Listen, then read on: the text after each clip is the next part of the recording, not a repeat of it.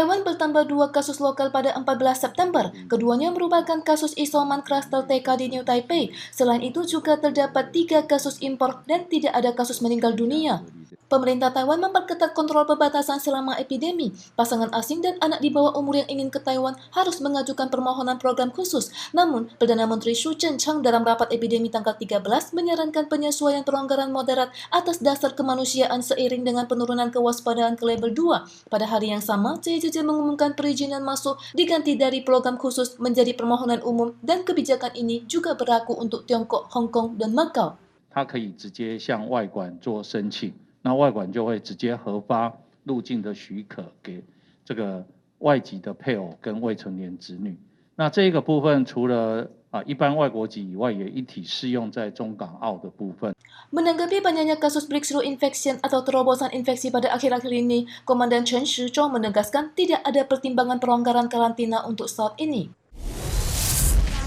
Sejak merebaknya epidemi lokal, Taiwan telah menangguhkan pemasukan PMA. Selain itu, banyak keluarga yang khawatir akan risiko terinfeksi dengan kehadiran orang luar sehingga menghentikan perekrutan pengasuh lokal. Setelah situasi epidemi mereda, permintaan tenaga pengasuh kembali meningkat. Tetapi banyak pengasuh yang mengundurkan diri saat epidemi sulit untuk kembali pada pekerjaan semula.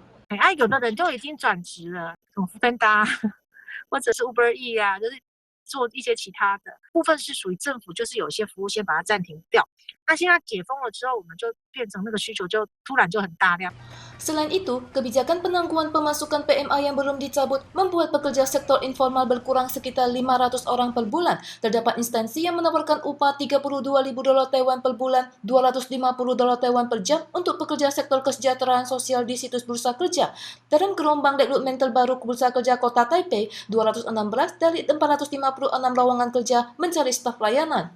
Kantor Bursa Kerja menunjukkan gaji staf pelayanan rumah umumnya jatuh pada 200 hingga 220 dolar Taiwan per jam dengan 8 jam kerja per hari, 22 hari per bulan. Jika ditambah bonus tambahan, lembur, dan bonus kerja lama, jumlah gaji berpeluang lebih dari 40.000 dolar Taiwan per bulan. Jumlah petugas medis yang berkurang di masa epidemi juga menjadi tantangan staf tenaga perawatan jangka panjang. Meskipun Taifun Chantu telah menjauh, tetapi tanah longsor skala besar terjadi di jalan nomor 60 km 31 Desa Jianxi, Kabupaten Hsinchu pada Senin pagi. Kejadian ini membuat para guru dan siswa SD Shuluan yang berada di bawah lereng bukit segera mengungsi. Anak-anak meletakkan tas sekolah di kepala mereka dan berlari keluar dengan penuh kepanikan. Tanah longsor terjadi pada pukul 10 pagi tanggal 13. Tanah yang jenuh air mendadak runtuh dan menutupi dasar sungai membentuk danau lumpur. Bebatuan yang jatuh membendung sungai Paihe dan mengubah aliran sungai yang menyebabkan banjir dan meneran rumah-rumah di sekitarnya. Aliran lumpur terus mengepul dan jalanan menjadi lautan. Peralatan toko makanan dan penginapan hot spring yang kebanjiran juga rusak terendam air. Selain itu, terdapat 5 keluarga yang melakukan evakuasi di bawah tuntunan pasukan damkar. Otoritas tempat segera mengirim personel untuk melakukan perbaikan agar kembali ke kehidupan normal sesegera mungkin. Cuaca Taiwan mulai stabil dengan menjauhnya Taifun Chantu. Penghu, Kinmen, dan kawasan tengah ke selatan Taiwan masih terdapat sedikit hujan, sedangkan wilayah lainnya akan ada hujan petir di sore hari. Biro Cuaca Pusat CWB memperkirakan cuaca seperti ini akan berlanjut hingga Kamis, dan akibat menguatnya tekanan tinggi Laut Pasifik, cuaca akan berubah menjadi lembab dan panas mulai hari Jumat. 至于我们这边呢，太平洋高压会逐渐的增强，所以星期五以后天气闷热，甚至会炎热啊。然后在天气方面也比较属于早上都可以看到阳光，中午以后有午后雷阵雨的天气情况。